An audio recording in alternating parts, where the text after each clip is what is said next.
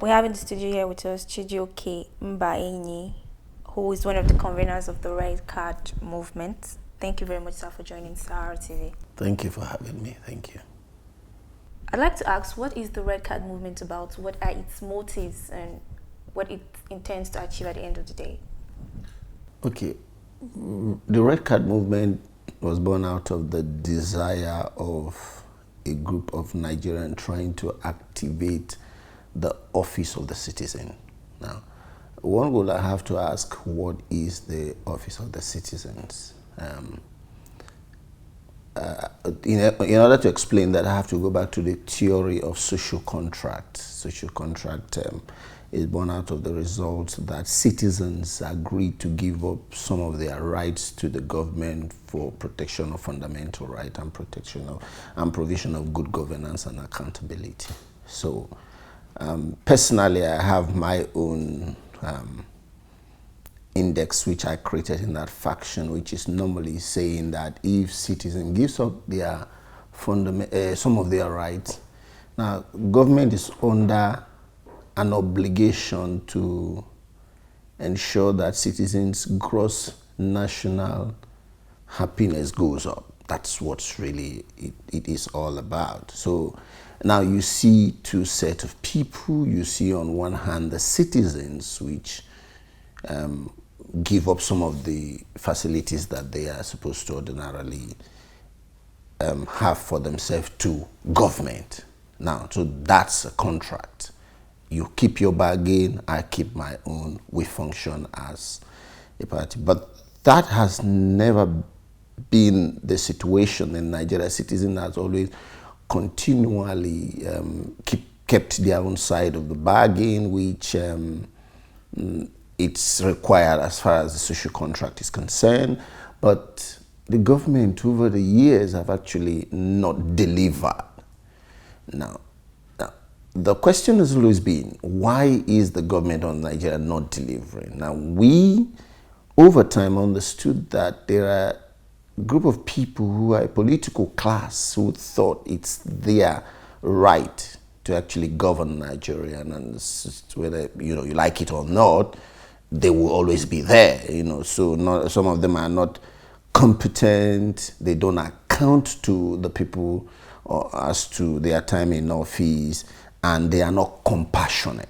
Now, one would ask, how did the movement come forward, trying to share light what actually triggers the movement. Personally, I have always, from probably 2016, I've already cast my judgment, being somebody who grew up in the country where it's very easy to see things working and, citizens derive the benefits. I've always started probably late 2015 or early 2016, start to cast doubt into the government of today, the government in power. Not because I have any problem from them, because I voted them, it's my constitutional right, but because where we were as a country in 2015, some structural changes needed to take place. And if you see government coming in power and not directing those structural changes towards that end, you begin to question whether actually they do have a proper vision to bring out the country from where it is. And I was actually saying, okay, well, sometime this cannot be sustained over a long period of time. But then let's look at the opposition now. Another problem with the opposition, which is of course the official opposition party that will have PDP. Actually, few of us who are political analysts or who, like I normally put data to try to translate data of what is actually in terms of governance, also do not see an effective change from when PDP was where PDP was in 2015 to when they just concluded their party elections. To us, that both parties are not a party that's supposed to lead Nigeria to where it is. But what actually broke the camel back was, we have Nigeria where almost 70-something people were killed in Benue. Now, in any developed country, that is a national disaster. The president is supposed to commiserate with people. The president is even supposed to address people directly, to actually empathize with people going through a difficult time. But, the Dr. Obi, who probably is a face well known, probably were different. I was in Lagos feeling bad. How could the president be doing this? That particular day when they were talking about this killing was a time where a group of people sat and was endorsing the president within the same day. This is a time of national mourning, so he actually tweeted that. I think this is really going too far. So that was actually how the Red Card movement started. So when the Red Card movement says they want to issue red cards to both the APC and the PDP, did you think that it is feasible? Everything is feasible. Now we have to understand what election is all about. Now when people say it's not feasible, I have a problem with that. Now remember, whatever is the thought that anybody have in Nigeria as to how election is being undertaken, I have a different concept about it. One of the concepts that I have is that once the people decide, it's like a locomotive. It's either you join or you are crushed. That's one thing. Now, when we accept as a country, as the citizens, that the country, the people piloting the affairs of this country actually have their mandate from the citizens, which we should know that nothing is impossible. It's to activate the political will, the will of the people to say we want change. Now, I always draw analysis from, I draw a little bit comparison and make people reference people to France.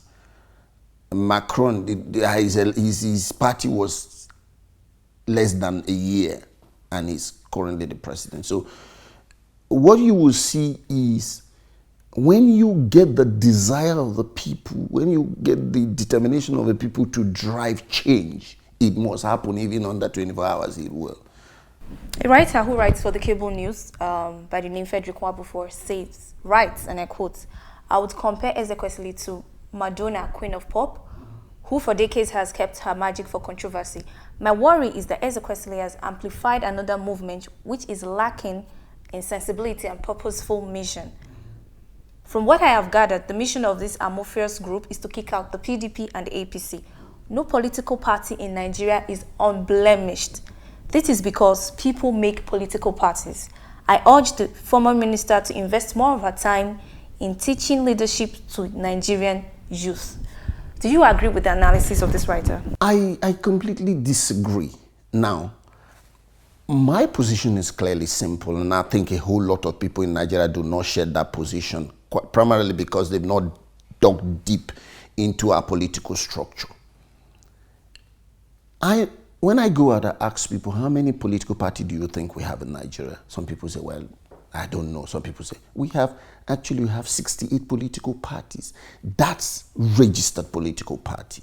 Now, we have these two political parties that has always dominated the scene, not because they provide good governance, but it's because they stifle the other political parties who probably would have given us the option as citizens to see what they can offer for us better. And they do that because their structure is so corrupt that people can only function within that sphere. So,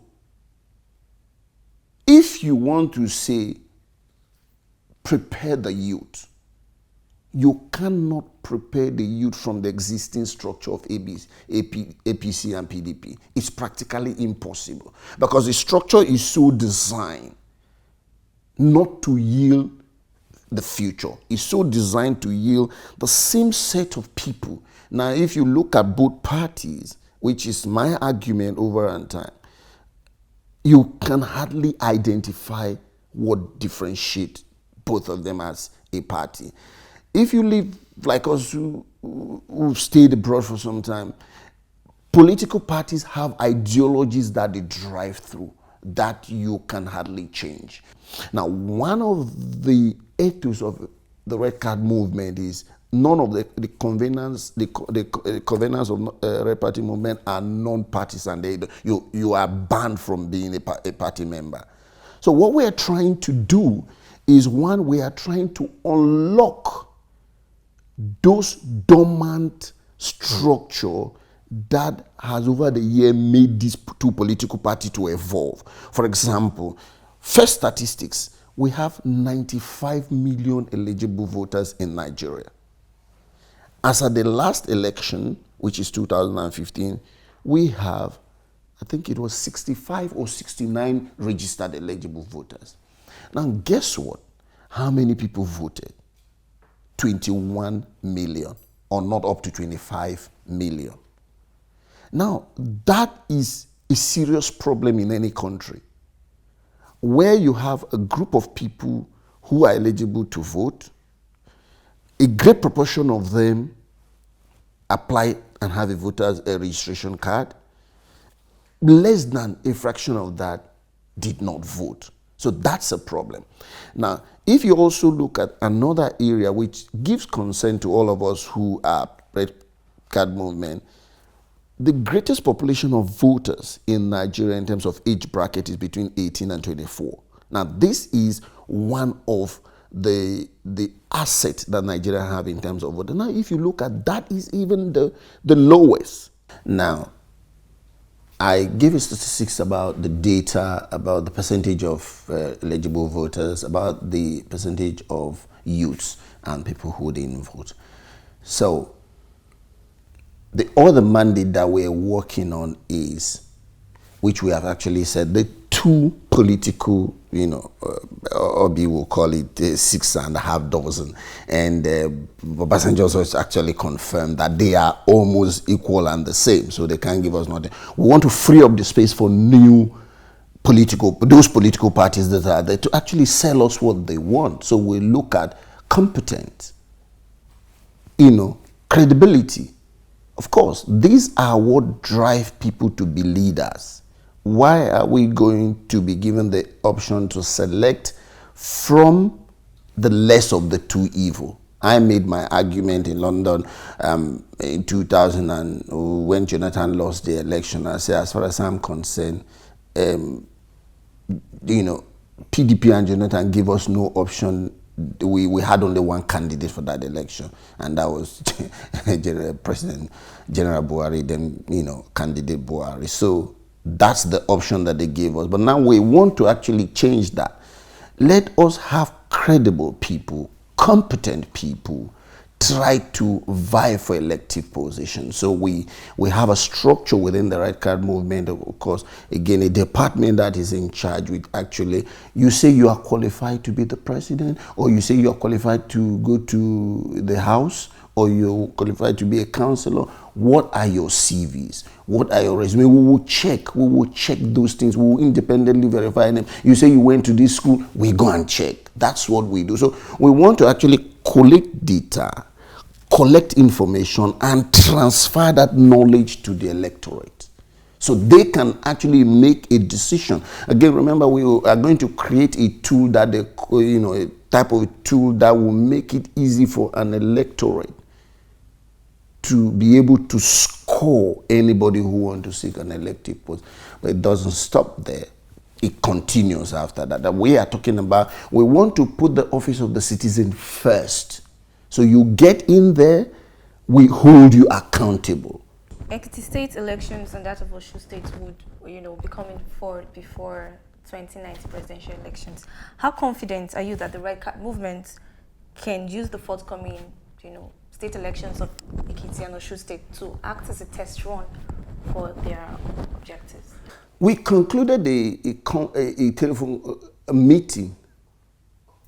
We concluded a meeting yesterday, and that meeting was particularly about Ekiti and Osun. We want to use Ekiti and Osun to actually drive. We won't do much in terms of Ekiti and Osun. I will have to manage people's expectation because of the time.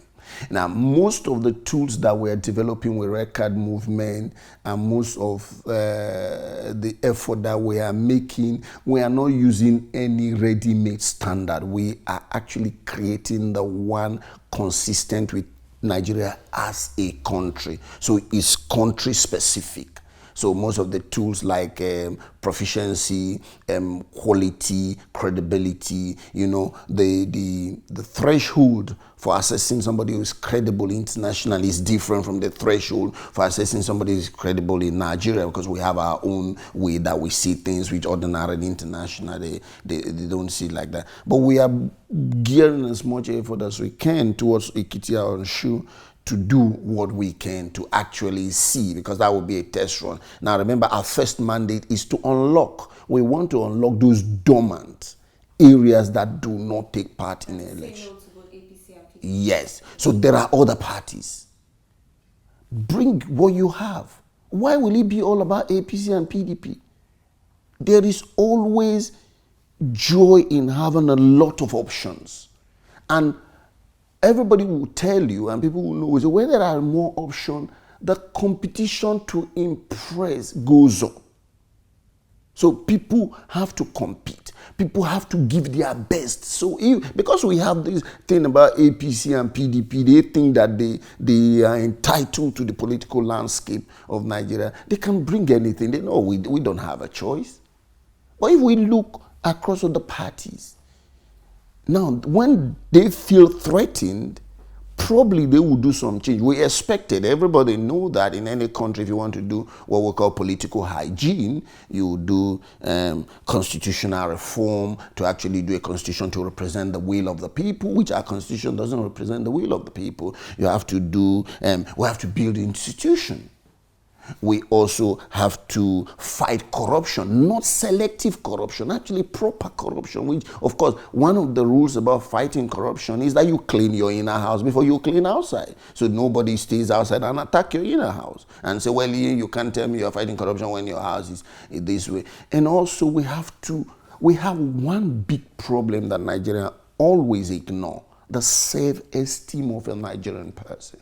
I do live in abroad, you know, so there is something an American citizen, even a child will say, he will always tell you proudly, I'm an American. And you see that with young British, you say, I'm British. But you hardly, a Nigerian will find it difficult to even proudly say he's a Nigerian. You know, we always have, and there's this thing going on, it's been over time now, and it's becoming a norm.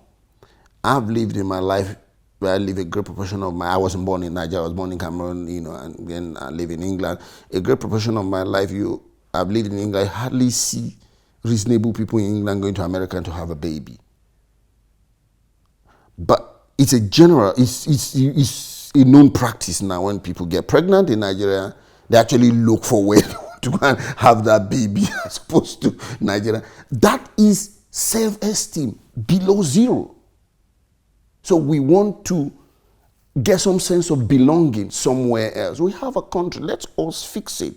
So that's what we are trying to. And again, another thing is that we have 196 million people. Now, in that percentage, we have almost 60-something% that are youth. Look at our cabinet. Look at the National Assembly. Look at the State Assembly. Look at and assess the youth participation in governance in the country. When are we going to do that? We have the same set of people that ruled us some 35 years ago when I was just a toddler. The same set of people actually deciding the affairs of this country. When I do say youth are the leader of tomorrow, that's the greatest scam word that has ever existed in Nigeria, because youth are the leaders of tomorrow. Really? I'm almost losing my youthful years. I'm not a leader. Not to talk of the world is coming. So that's it, really. Does the Red Card movement have any plans to form alliances with other groups, other movements? I mean, we know we have the Nigerian Intervention movement as well. Again, I'll have to drive you back to the core ethics of the Red Card movement. We are non-partisan, non-political. We have nothing to do with politics. We are after our whole motive is to protect the interests of the citizens. That's what we are all about. So national intervention movement, I understand, have some sort of a political structure. So, but we are going to partner with all the non-political movements that also stand for what we stand. In terms of voters' education, we will partner with people to try to educate the electorate. You have to partake in an election. You have one vote. Too many, a lot of one vote count. You determine who becomes a leader. If you don't take part in an election, it means that the people that take part will elect a leader. Whether you like it or not, these are the people that take this decision that affect at least 90-17% of your life as far as Nigeria is concerned. So we'll partner. But when it comes to being an alliance, having some sort of alliance with a political party or a political affiliated party, no. We are just there to create a conducive environment for the citizens to make a proper choice. So the movement cannot identify with anybody who supports a party, who, somehow interwoven with a party or... No, not that we cannot support a person. Now, this is a movement.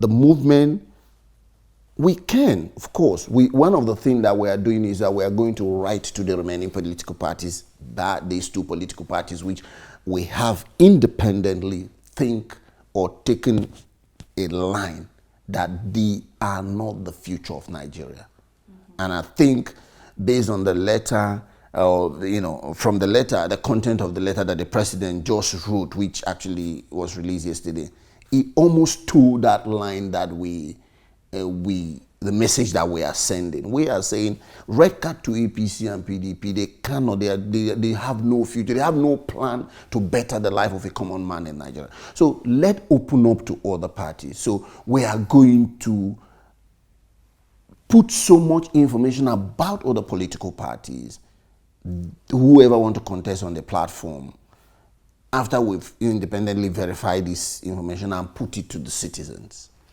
So that's what we are trying to do. We are on the side of the citizen. We are for the citizens movement. So anything we can do to make citizens make the appropriate choice is what we stand for.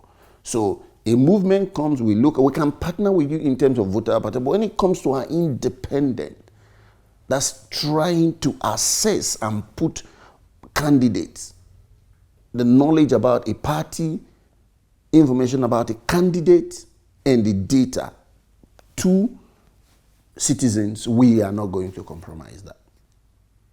That's why we are not going to score any candidate. We are not going to somehow endorse a candidate. No, that's for the citizen. But what we are trying to do is that it is high time to stop people selling us a black cat in a bag. We need to open what you want to sell to us. So if you say you want to go for the president, yes, well, fine. Let's have your manifesto. Let's have your qualification. So when are you going to begin to sell candidates to people of Ekiti and Osun states? That's the thing. Now like as I said, yesterday we had a meeting. And remember that the Red Card movement is probably less than 2 weeks old at the moment. So let's get that right. So we are not only looking at only Ekiti, we are looking at the whole country. Yeah, but those are, yes, no. So whatever we do about Ekiti must be replicated to the whole country. So we had a meeting with the INEC chairman, and the resident electoral commission and so on. So we are going to look at the parties that are in Ekiti. I think the secretariat are working on that at the moment. So from there, we'll now take it. We have to write to them to send us who are your candidates. Who do you have as a candidate? So we studied them. These are things that will really go on between now. We're talking about press conference sometime next week, which of course would have given we must have gotten a lot of information about that. Because of the way red card movement is conceived, it's not something that has been planned for 2 years or 1 year. We think it's something that came a spur of the moment. So we are working round the clock to actually build some sort of a structure that people can trust and rely on. Okay, let me get a bit personal. From what I did read about you, you are the CEO of Triple MY Music. That's a record label. Okay. In what ways will the red carpet movement ideologies be interwoven with what you do, or be interwoven with your activities in the music industry? Okay, first of all, let's get it right. I'm a legal practitioner in the UK, so music is just one of the things that I do. That's in the UK. Yes. Oh, now I'm coming to that. And in Nigeria, of course, I'm somebody that believes in governance. So my personal business, being a CEO of a record label, doesn't actually interfere with my desire to want good governance and want the good things of life. Even I'm making my argument clearly that I'm one of the person that I think I can challenge the Nigerian government that you haven't given the citizens anything. I'm going to give you the reason why I say that. I grew up in Cameroon. I was born in Cameroon.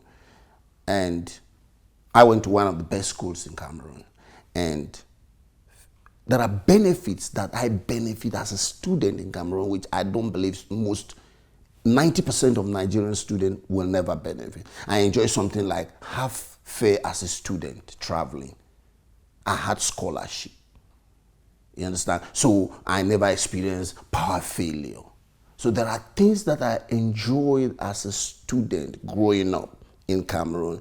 Now, fast forward, I came to Nigeria. I never experienced that. You cannot tell me that you're going to join a flight now that you're going to pay half because you're a student.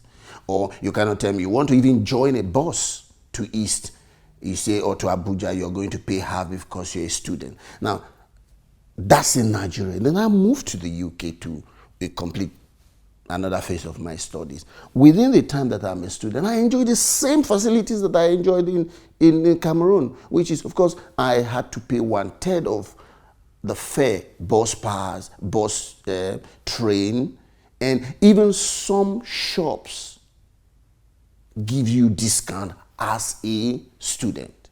So when are we going to enjoy that in Nigeria?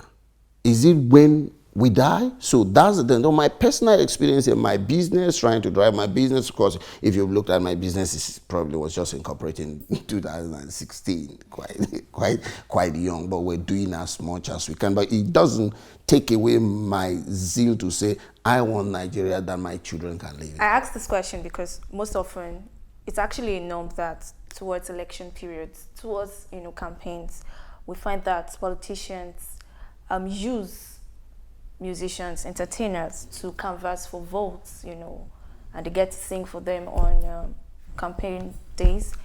So now you're leaning towards red card movement, which says no to PDP and APC.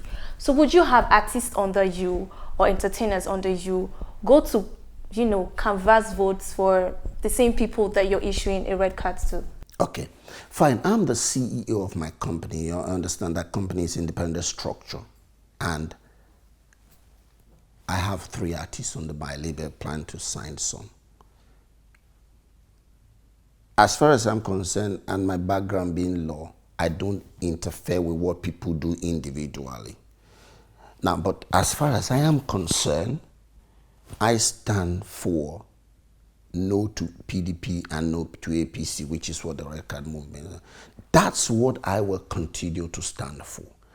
Now, do I have a problem with that? I probably will have. And if I have, if within the structure of the company I have the power to veto those decisions, to say you cannot go and perform and campaign for a PDP or APC, I can do that. But you also have to understand that it's not only about me. If I talk only about me, I'll be behaving selfish, because I have an artist who also want to benefit as a result of that. That's that artist's own. But what I'm not going to do as a person is that I'm not going to stand anywhere to campaign for any APC and PDP. That's me personal. So I take charge as a citizen of Nigeria in my own position, because one of the arguments that people have actually made, which they made against Obi, is that the government in power today, she supported it. And I asked people, did you see her campaign for that election, for APC? No. She exercised that right which me and you have. I voted for PDP. I voted APC. And not necessarily because I'm a PDP member or I'm a PC. So I exercised my right. Tomorrow I can decide to vote for, I don't know which of the local party. That's my right.